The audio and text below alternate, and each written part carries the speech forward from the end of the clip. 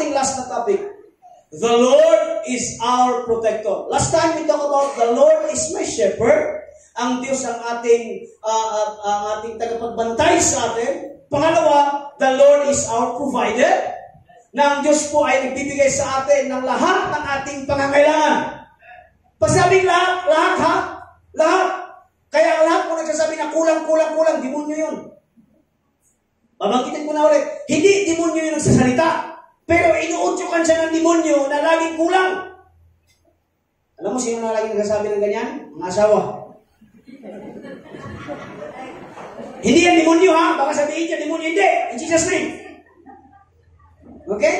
Bakit kulang to? O, ikaw na magtrabaho. Bakit kulang to? Ikaw na. Ikaw na magaling eh. No?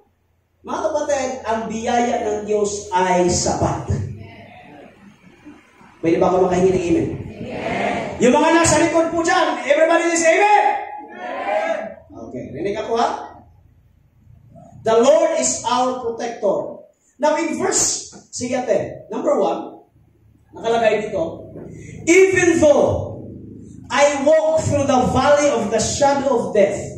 Dito muna tayo. Even though I walk through the shadow of the valley of death. Bakit daw protector ang ating Diyos? Bakit ang ating Panginoon ay nagpo-protect sa atin? Because nalaman natin, mga minamahal kong kapatid, na kung nasaan ang shepherd, nandoon ang sheep. Last time na pinag-aralan natin, nung last week, na kung nasaan ang kanilang pastol, nandoon ang tupa. Sapagkat wherever the shepherd is, nandoon ang kanyang sheep. Laging sunod-sunuran. Pero here we go.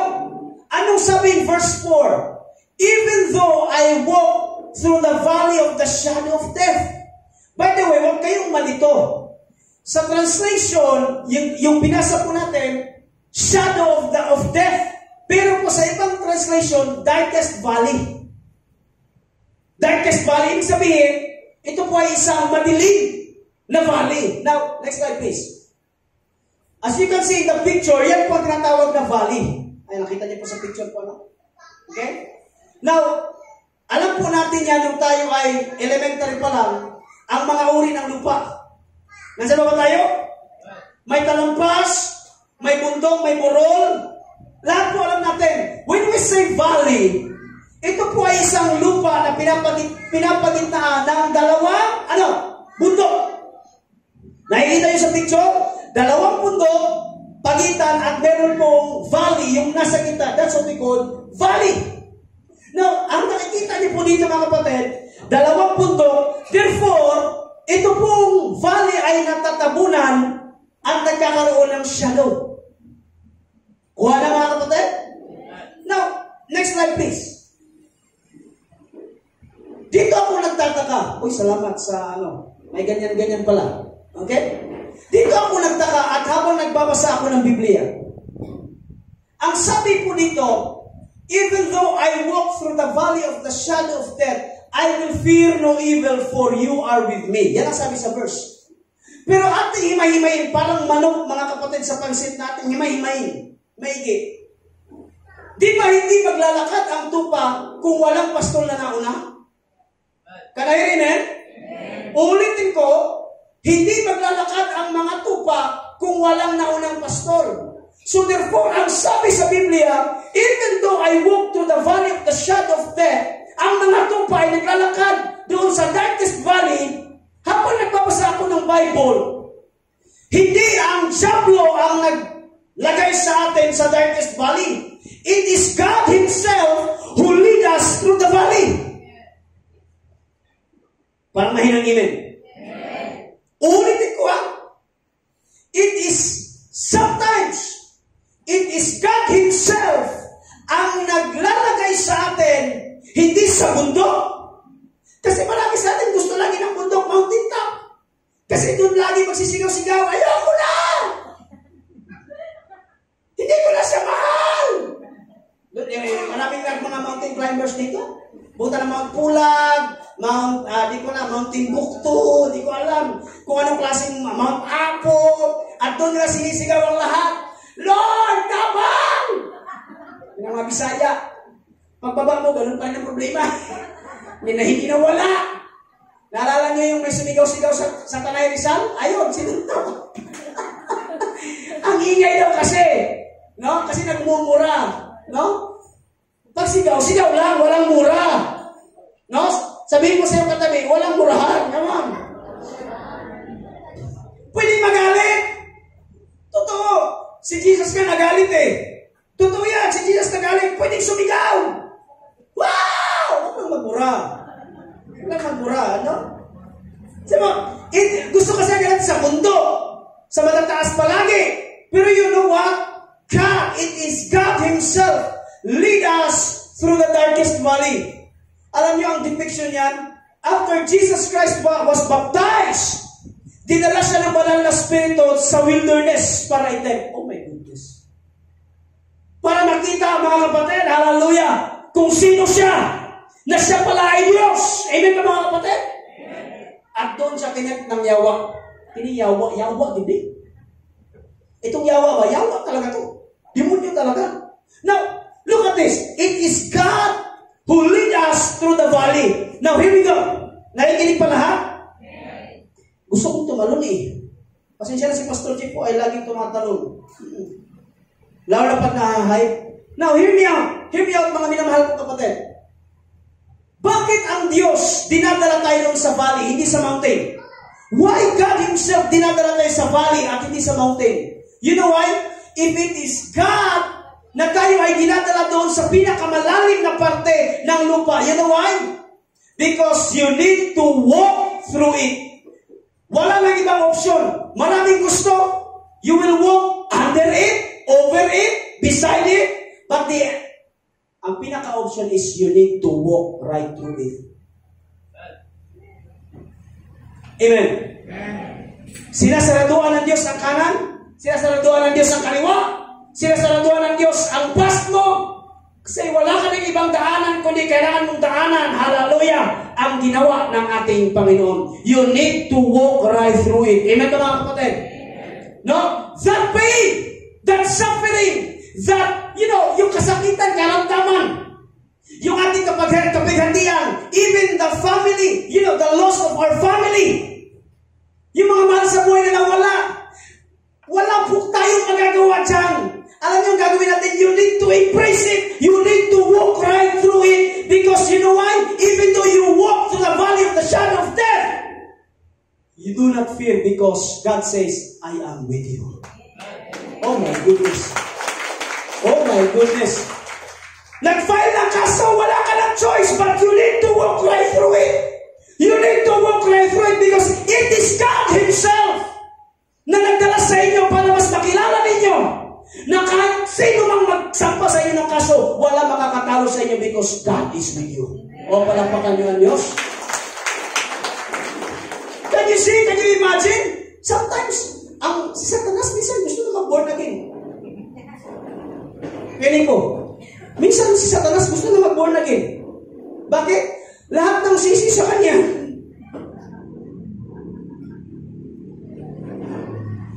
Nagkasakit ka? Sabi mo, grabe talaga, yawa ako. Sinampahan ka ng kaso, yung nagsampa sa ng kaso, yawa talaga yung pastor. Yung nag-away sa'yo, ang tingin na Satanas. Pero you know what? Si Satanas nagkakape. Starbucks pa. Cafe latte.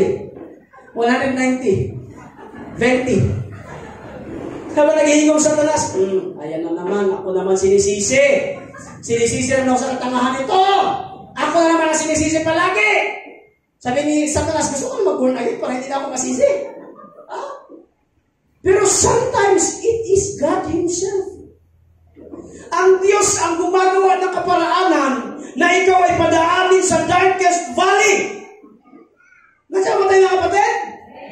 Anong purpose? That's number 2. To develop us through darkness. Now, I am an old school. Sa mga nagtatanong, ako po ay 65 years old. No, 33 years old. Pero sa panahon po namin, naabutan po namin, I don't know kung sino po makaka-relate sa akin.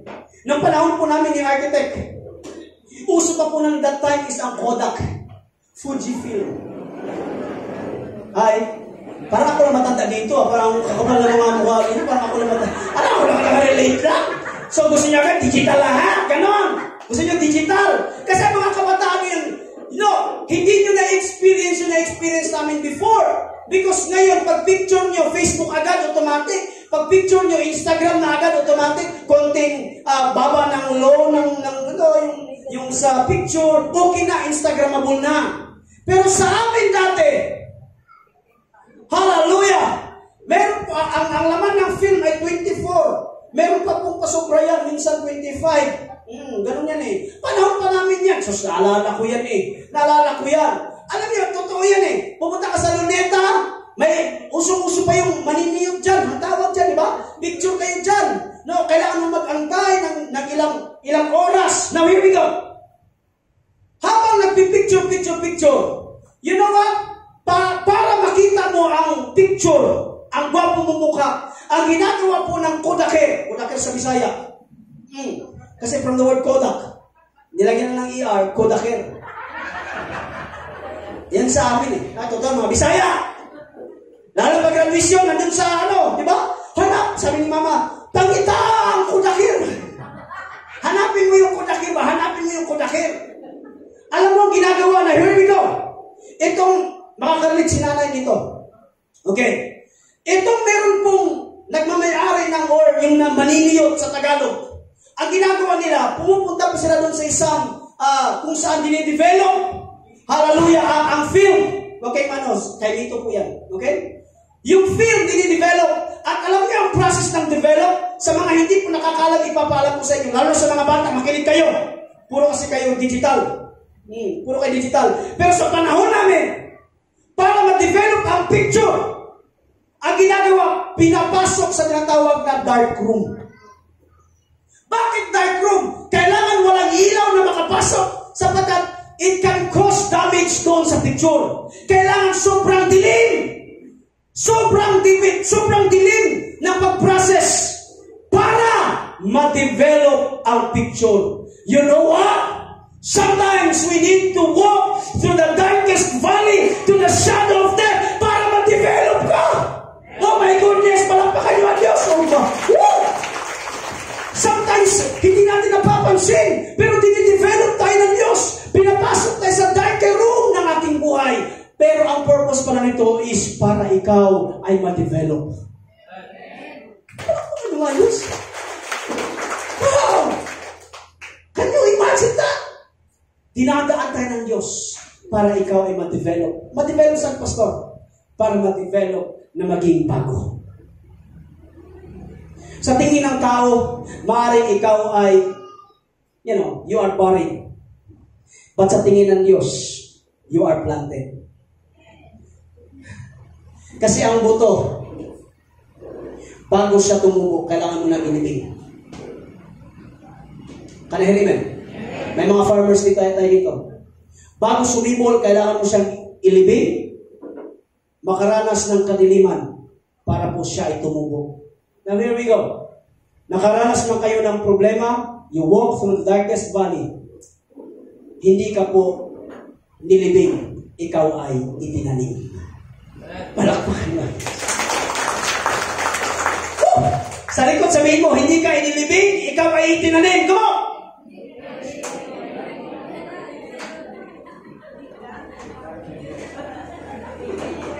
Kasi maaaring sa harap ng tao, ikaw ay inilibing. Pero sa perspective ng Diyos, ikaw ay itinanim. Amen ba mga kapatid? Just grow.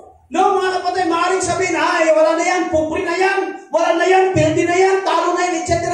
In the sight of man, you are failure, but in the sight of God, you are just planted. Woo! Hallelujah! Sarap. Ano sunod? Valley is just temporary. Ayan. Valley is just temporary.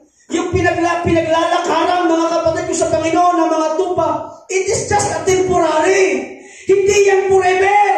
So in short, yung naranasan mong kasakitan, yung naranasan mong kabigatian, yung naranasan mong kahirapan, let me tell you, mga minamahal mong kapatid, it is just temporary. It shall come to pass. Daraan lang yan.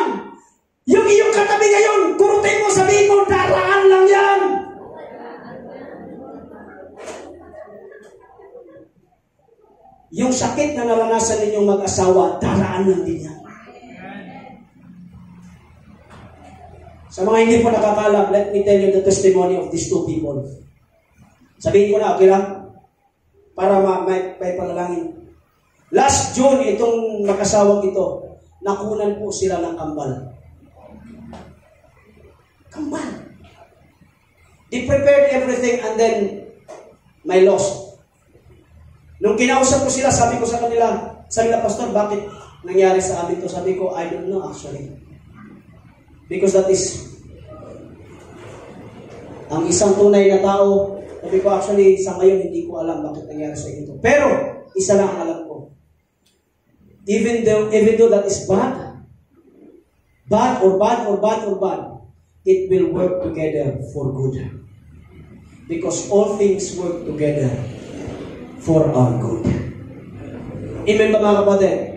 At alam niyo, eventually, and because of that loss, naghanap sila ng pwede nilang malapitan. Lumapit na sila sa lahat ng pwede nilang lapitan. Pero nasatisfied sila nang lumapit sila sa ating Panginoon.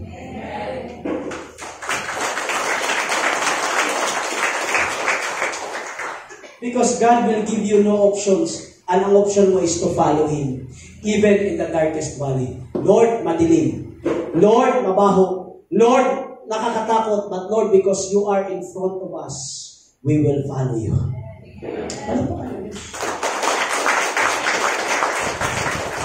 Valley is just temporary. Temporary lang po yan. Yung naranasan po natin, temporary lang. Yung nasa yung harap, bawian mo, sabihin mo, daraan lang din yan. Come on, church, come on, kapigin mo.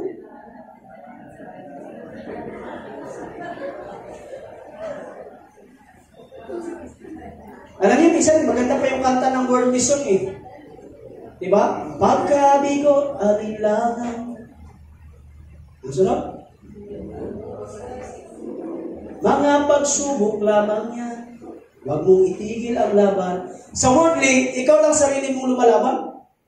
Pero sa Panginoon, kasama mo ang Diyos lumalaban. Palakpakan niyo. Galing! Galing ng ating Panginoon. Next slide, please. Anong sabi ng Deuteronomy? Kakalas cheese pa lang, ha? Usapan natin, alas 12 tayo matatapos. May sasakyan naman kayo. Alam ko, pagkatapos ito, mag-ESM kayo. Kilala ko kayo. Mag-ESM kayo kasi family day nga. Deuteronomy 31 verse 6, it says, be strong kayo ang magpasa. 1, 2, 3, go!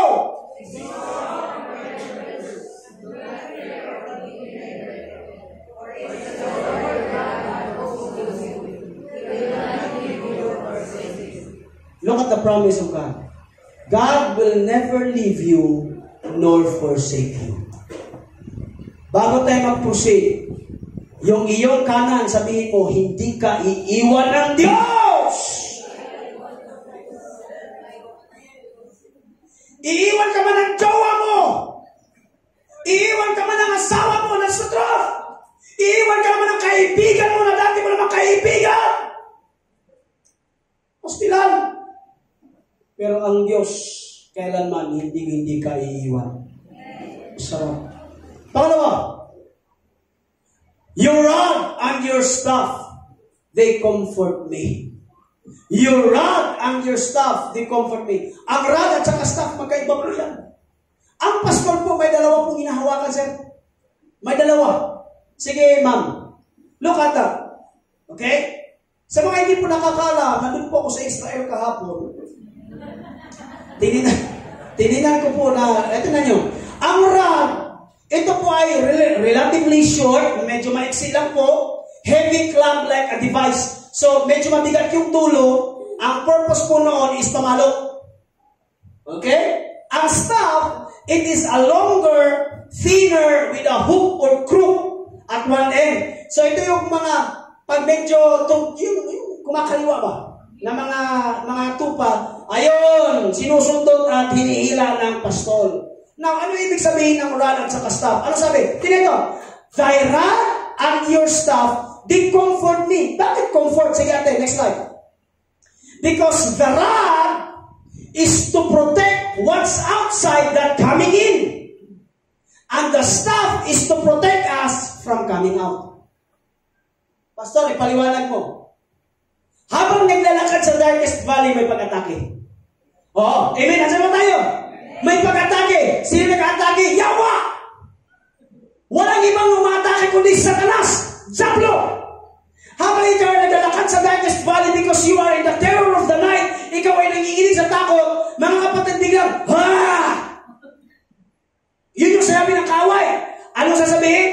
You run. Nandun ang pamalo ng Diyos. Para, anong sabi? What's outside that coming in? Puprotektahan ka sa mga lahat ng pwedeng manghimasok sa inyong mga tahanan. Pangalawa, your staff is to protect us from coming out. Ano yung pastor? Kasi merong tupa na pasaway. Sabihin mo sa iyong katabi, hindi ikaw yan. Maraming tupa na pasaway. Pasaway. Alam niyo ginagawa? Dahil pasaway, laging pupunta sa kanan o kaliwa, hindi sa diretsyo. Ang ginagawa mga kapatid, hinuhog. Ginagawa ba? O, dito ka, pumarini ka. Dito ka kasi dito. Minsan talaga sabi ng tupa, ayaw. Anong ginagawa? Pinapalo. Pinapalo ng pastol ang tupa para mapilay. Totoo yan. Mga tatay, itaas po ang mga tatay. Tatay na ako eh. Okay lang po na pilayan niyo ang inyong mga anak.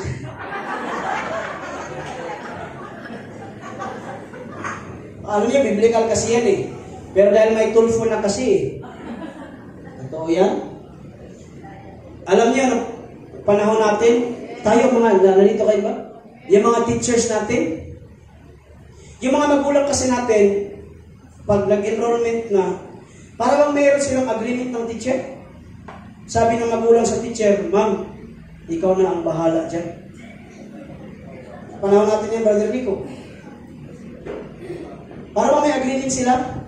Tapos kunwari, ginupitan ka nito, may pahak pa. Ano bang Tagalog sa pahak?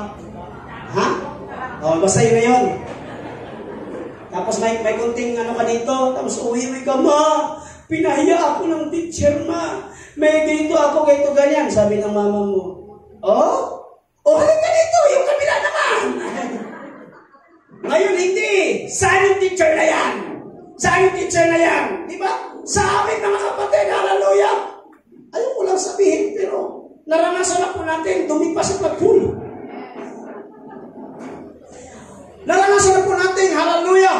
Mabalian tayo ng meter stick. Mabalian tayo ng ruler. Diba mga sir? Diba? Kaya galit na galit ako sa nag-invento ng ruler na di plastic. Ang tagal mabali. Alam mo, kasi ang meter stick dati yung kahoy, yung pagpawala na. So sisiw na sisiw. Yung na-invento yung plastic, ang tagal po ito na. Pulang-pula na eh. Pulang-pula na. Alam niyo mga minamahal kong kapatid, ang pastol na mamalo yan ng mga tupa na pasaway. Kaya nga, no wonder, minsan sa buhay natin, pinapalo tayo ng Diyos kasi naging pasaway ka rin. Aminado tayo, sabihin mo, Lord, naging pasaway ako. Itaas ang kamay ng mga pasaway. Tinan niyo? Tinan niyo? Tinan niyo? Ano? Ha? Ano? Naging pasaway kayo. Again, but here's the truth. Pag pinalo ng pastol ang tupa, hindi niya iiwan na papilay-pilay. Alam mo gagawin niya? Bubuhatin ng pastol ang tupa sa kanyang balikat. Habang ako'y nag-research, makinig kayo sa akin. Habang buhat-buhat ng pastol ang tupa, yung tupa, sobrang sakit ang kanyang pilay. Sa sobrang sakit, umiihi na siya. Pero hindi pwedeng ilagay at, ilagay ng pastol ang tupa. So habang buhat-buhat ng pastol ang tupa, naiihian siya. Pero bubuhatin ka pa rin hanggang makapunta ka sa paroroonan. Now let me tell you the assurance. Yes, maaaring pinalayan ka ng Panginoon. Pero tandaan mo, hindi ka iniwan. Binubuhat ka ng ating Panginoon. At dinala ka sa papuntahan. Amen? Palakpakan niyo nga Diyos. Wow! Next slide. Look at the verse. Kaya magbasa. 1, 2, 3, go!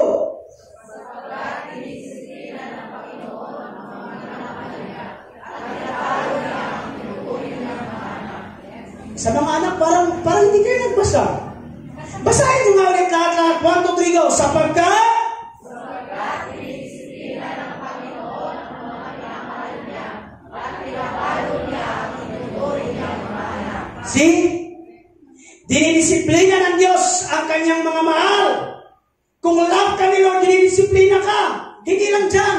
Ate, Glenda, lahat ng itinuturing na anak ng Panginoon ay pinapalo ng Diyos. Kasi pagkatapos kang paluin, ikaw ay pagpapalain. Palakpakan niyo ang Diyos. Wow. Praise the Lord. Next slide. Pangatlo, you prepare a table before me in the presence of my enemies. Now, sila po dito mga minamahal kong kapatid ay nakatawid na sa darkest valley. At habang po sila ay malapit na po sa kanilang paroroonan, look at the verse. You prepare a table before me in the presence of my enemies. Next slide, please. In ancient tradition, you can only have a feast or a banquet after you won a battle. A victorious battle. So ano ibig sabihin niya? Ano sabi ng Diyos? You prepare a table before me in the presence of my enemies. Ano ibig sabihin niya? Ang sabi ni David habang sinusulat niya ang awitin, sabi niya, Lord, nag-prepare ka sa akin ng kainan sa gitna ng mga kalaban. Ano ibig sabihin niya mga kapatid? Sino ang nag-prepare ng table? Lakasan niyo, sino ang nag-prepare ng table? Si Lord. Si Lord ang nag-prepare ng table in the midst of your enemies. Ano ibig sabihin yan? In ancient tradition, Kuya Elmer, hindi ka pwedeng maghanda ng pagkain hanggang hindi patapos ang laban. Mga sundalo, makakarelate sa akin, hindi pwedeng mag-celebrate ng kainan kapag hindi patapos ang laban. Pero alam niyo ang analogy ni David ay napakaganda. Sabi niya, kahit sa gitna ng kalaban, nagpe-prepare ka na sa akin. Hallelujah ng kainan. Ano ibig sabihin niya? Hindi pa nag-umpisa ang laban, panalo ka na. Kanahil, amen? So ibig sabihin, sa gitna pa ng kaaway, meron ka na pong mga dahilan para ikaw ay mag-celebrate. Why? Because if you have God, said, kahit anong klaseng karamdaman na meron ka, victorious ka na. Kasi hindi pa nag-uumpisa ang laban, panalo ka na. Palakpakan niyo ang Diyos. Simula pa lang ang laban, panalo ka na. Panalo ka na. Sabihin ko sa iyo katabi ngayon, winner ka. Come on, come on, come on.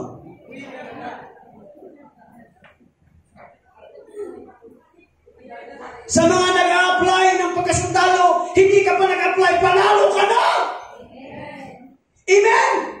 Wala pa ang hearing, panalo ka na! Ay, sus, palakpakan niyo ang Ginoo! Wala pa ang resulta sa sakit, magaling ka na! Amen ba mga kapatid? Hindi pa nag-uumpisa ang negosyo na sisimulan mo, ikaw ay milyonaryo na! Alam niyo kung bakit? Because God prepared a table before us in the presence of the enemies. Ibig sabihin, kahit may kaaway, victorious ka na. Victorious ka na!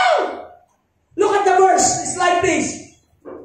Romans 8:27. In all these things, we are more than conquerors.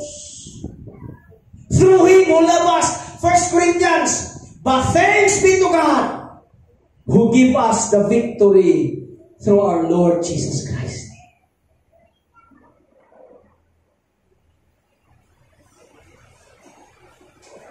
Sino pa dito ang victorious na born again? Itaas ang kamay. One more time, sino pang victorious na muna ginitaas ang kamay?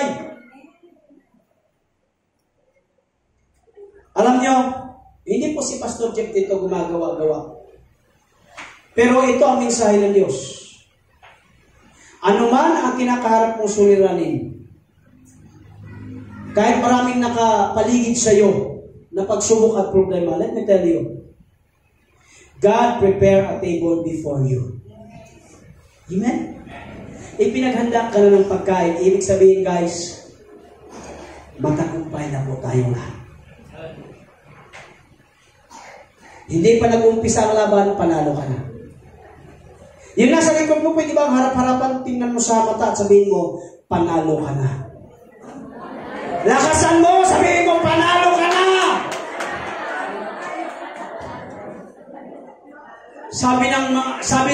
Sabi ng isang tao na nasa likod, nagbubulong, Lord, salamat dahil tumaya ako ng loto. Mananalo na ako. Ay, hindi po ganun ha. Walang ganun. Okay? Sa buhay, panalo ka na. Panalo na tayo. Sige nga, makikita natin kung sino dito ang nananalo sa buhay. Sige nga, kung panalo kayo, palakpakan nyo nga ang Diyos. Thank you, Lord. Last but not the least. Sige. Last na, Pastor. Oo, kasi nantok na kayo eh. Last na agad, Pastor. Magtatapos ka na. Oo, ganun lang. Dali. Si Pastor Jim. You anoint my head with oil. This is my favorite verse.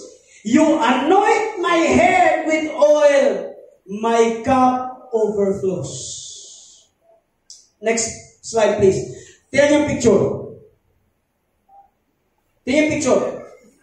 Likas po sa pastol, sa isang shepherd, na buhusan po ng oil ang kanyang mga tupa. Bakit? Next slide, please, Ate. The shepherd puts oil in the head of the sheep. You know why? Number one, it is a healing purposes.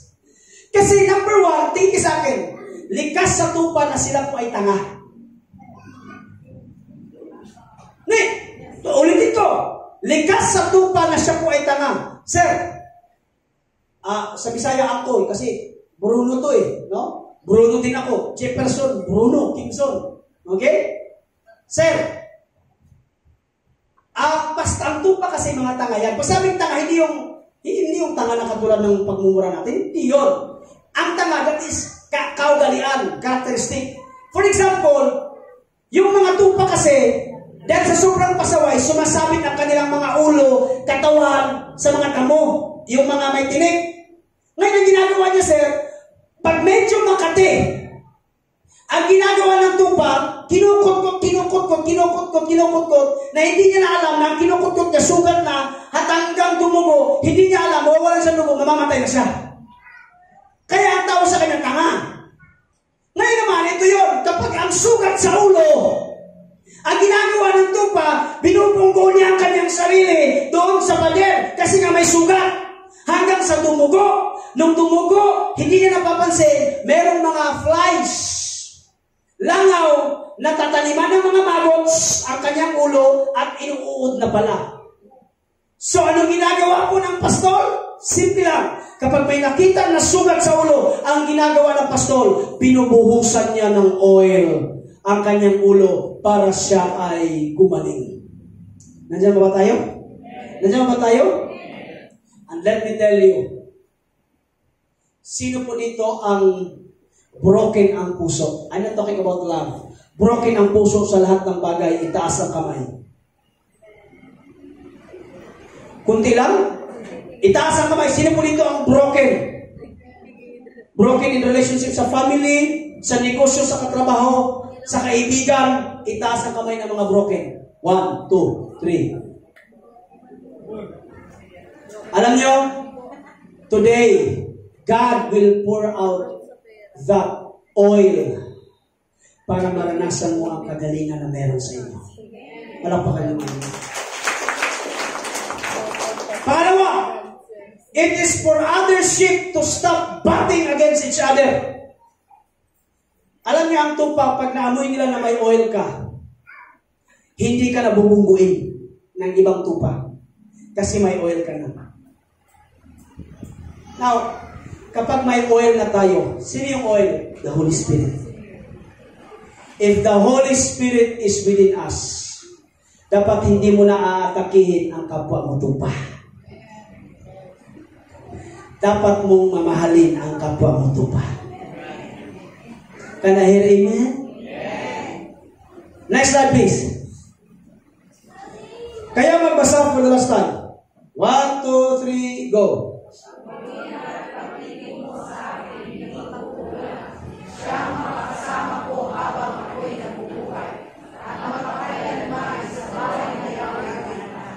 The last verse of Psalms 23, it says, kabutihan, pag-ibig mo sa akin, hindi magkukulang. Sa mga nakakaintindi ng versikulo na yan, magsabi ng Amen. Siya makakasama ko habang ako'y nabubuhay at magpakailanman sa buhay ni Yahweh Manahang. Inahin ko si Kuya Joshua. Last but not the least, slide. Outpouring of oil is also the outpouring of the Holy Spirit. Ate, balik mo nga doon sa picture na may tupa, na may oil. Yan. Look at this. Look at this. Tingnan to. The other purpose, bakit pinupuhusan? Nakikinig pa kayo lahat? Dito ako magtatapos. The other purpose, bakit binubuhusan ng pastol ang shepherd niya is this. Habang binubuhos ng pastol ang oil sa ulo ng tupa, ito ay palatandaan. Okay kayo ha? Because the Lord is our protector. Our God is our protector. Okay kayo? Binubuhusan ng Diyos ang ulo ng mantika, ang ulo ng tupa. Para kahit lumayo ang tupa. Take note. Tingnan ito. Kung meron pag-atake ng leon, oso, or lobo, kapag nakikita niya ang tupa, pero habang papalapit siya sa tupa, naaamoy niya ang insenso ng oil. Sabi niya, hindi ko aatakihin kasi ang may-ari ng tupang ito is malapit lang. In short, the outpouring of the Holy Spirit na meron sa atin, habang tayo ay binabasbasan ng banal na Espiritu, walang pwedeng mag-atake na kaaway sa iyo kasi binabasbasan at binuhusan ka na ng mantika ng banal na Espiritu. Palakpakan niyo ang Diyos. Laban na kayo.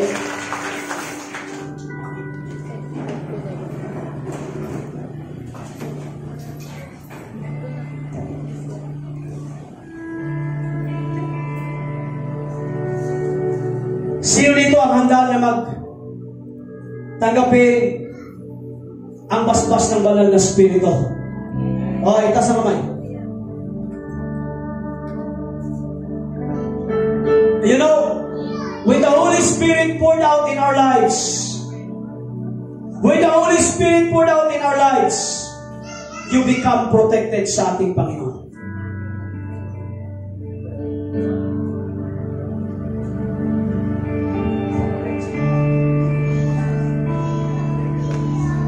I just want to speak the name of Jesus over every heart and every mind, 'cause I know there is peace within your presence. I speak Jesus. I just want to speak. I just want to speak the name of Jesus, till every dark addiction starts to break, declaring there is hope and there is freedom. I speak Jesus.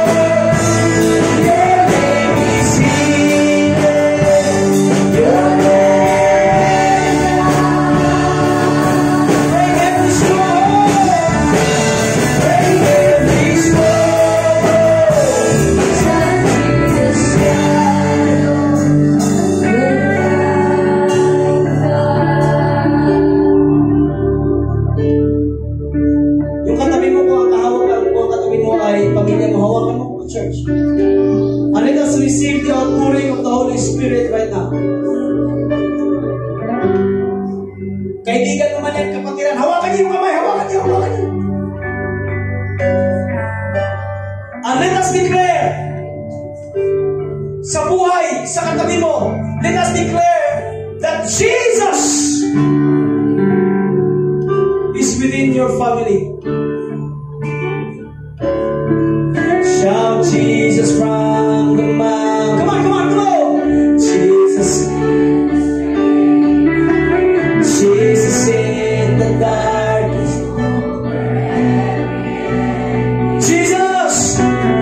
Jesus for my family. I speak the holy name. Jesus. Shout Jesus, come on, shout Jesus. Shout Jesus from the mountain. Jesus in. Thank you, Lord. Sa aking asawa. Thank you, Lord. Sa aking pamilya. Salamat, Lord. Hallelujah. Sa aking anak. Jesus. Salamat, Lord. I speak your holy name. Jesus. Shout Jesus. Shout Jesus. Shout Jesus! Shout Jesus! Jesus in the streets. Jesus in the darkness. Hallelujah.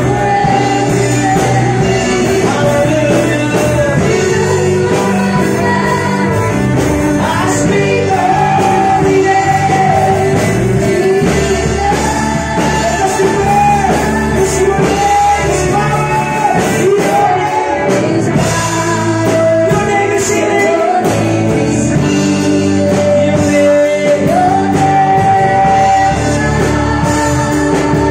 Break every stronghold. Break every stronghold.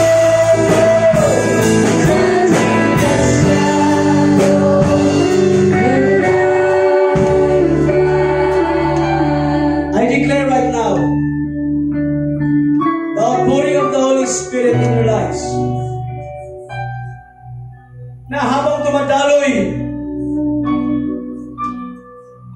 ang banal na Espiritu sa ating mga buhay,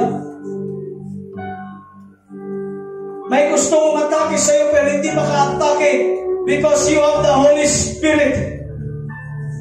And that Holy Spirit, it says it will overflow. It will overflow. It will overflow. And because of the Holy Spirit, the outpouring of the Holy Spirit, may kagalingan. And because of the outpouring of the Holy Spirit, may kasapatan. And because of the outpouring of the Holy Spirit, may kapayapaan. Panginoon, I declare today, healing upon healing. Sa meron pong karamdaman right now, maranasan nila ang iyong kagalingan o Diyos. Hipuin niyo po Diyos, hallelujah, mga parte ng kanilang katawan, mga kasukasuhan. Right now, in the name of Jesus, there is healing. Sa meron po Panginoon, O God, na dinaramdam sa kanilang mga puso, Diyos, problema, O God, sa relasyon, right now, touch their lives, Panginoon God. And let the outpouring of your Holy Spirit maramdaman at maranasan lahat. Because your name is power, your name is healing, and your name is life, Panginoon. Sa umagang ito, Diyos, I declare, O God, that wherever we go, your Holy Spirit is with us.